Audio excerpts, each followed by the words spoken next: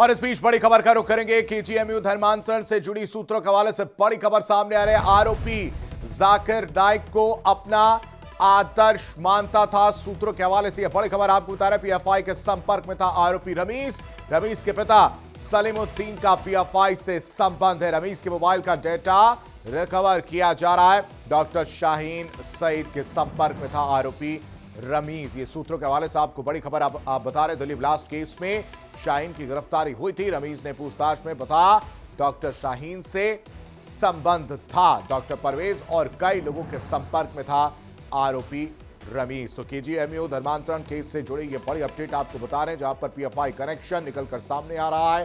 साथ ही साथ जो दिल्ली ब्लास्ट कनेक्शन था, उसमें जो आरोपी हैं उनके साथ भी रमीज की संपर्क की बात निकलकर सामने आ रही है। जो मोबाइल फोन जब्त किए गए हैं उनको खंगाला जा रहा है और साथ ही साथ जो डेटा डिलीट किए गए पुराने फोन में उसको भी रिकवर करने की कोशिश जो है वो की जा रही है। इस बीच ये बड़ा खुलासा सूत्रों के हवाले से डॉक्टर शाहीन सईद के संपर्क में आरोपी रमीज था। पीएफआई के संपर्क में था। दिल्ली ब्लास्ट केस में डॉक्टर शाहीन की गिरफ्तारी हुई थी। रमीज में पूछताछ में डॉक्टर शाहीन से संबंध की बात का जिक्र किया है डॉक्टर परवेज और कई लोगों के संपर्क में आरोपी रमीज था। इस वक्त ये बड़ी खबर आपको बता रहे। पीएफआई के संपर्क में आरोपी रमीज था। केजीएमयू धर्मांतरण से जुड़ी सूत्रों के हवाले से ये बड़ी खबर।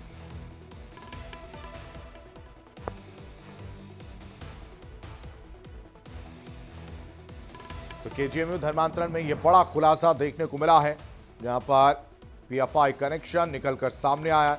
उसके अलावा अगर बात की जाए, केजीएमयू में मुलाकातों का दावा भी किया जा रहा है। पूछताछ के दौरान रमीज ने बताया कि पीएफआई से जुड़े कई लोग केजीएमयू परिसर में उससे कई बार मुलाकात कर चुके थे और जांच एजेंसियों का मानना है कि पुराने मोबाइल का डेटा रिकवर होने के बाद पीएफआई से जुड़े पूरे नेटवर्क और आपसी संबंधों की परतें खुल सकती हैं।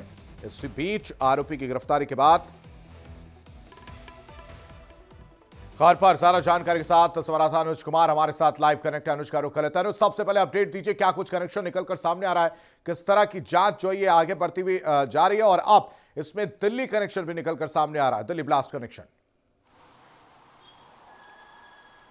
अब बिल्कुल आशीष, जिस तरह से केजीएमयू का प्रकरण आया सामने, उसके बाद तमाम तरह की जांच एजेंसियां एक्टिव हो गई और जिस गिरफ्तारी करने के बाद उसके जो खुलासे हो रहे हैं वो बेहद हैरान करने वाले हैं। अब माना जा रहा है कि जो रमीज था उसके मोबाइल से कई तरह के चौंकाने वाले खुलासे हुए हैं। जब बताया जा रहा है कि वो पीएफआई के संगठन में था और ये भी बताया जा रहा है कि उसके कई लड़कियों के संपर्क में भी रहा है और उसने अपना टारगेट जो था उसका वो केजीएमयू चुन रखा था। कि जिस तरह से दिल्ली ब्लास्ट में जिस तरह का नाम शाहीन का आया था, यानी व्हाइट कॉलर वाले जो टेररिज्म एंगल को देखा गया था, वहीं केजीएमयू में भी उसी तरह के साजिश को अंजाम देने की कोशिश थी और यही कारण है कि अब जिस तरह से धीरे धीरे खुलासे हो रहे हैं उसमें बेहद चौंकाने वाले आ रहे हैं। अब पीएफआई से इसलिए बात की जा रही है कि जो उसके पिता हैं सलीमुद्दीन, वो पीएफआई संगठन के लोगों के साथ कनेक्ट थे, उनकी कई सारी बैठकों में जाते थे और पीएफआई के लोगों ने उन्हें कई बार भी प्रशस्ति पत्र भी दिया था। तो इस तरह की बात निकलने के बाद ये अहम खुलासा हुआ। उसके बाद से तमाम तरह के एंगल्स। ठीक है अनुज, तमाम जानकारी देने के लिए आपका अनुज बेहद शुक्रिया। जिस तरह से कनेक्शन निकलकर सामने, अब जांच लगातार जारी है।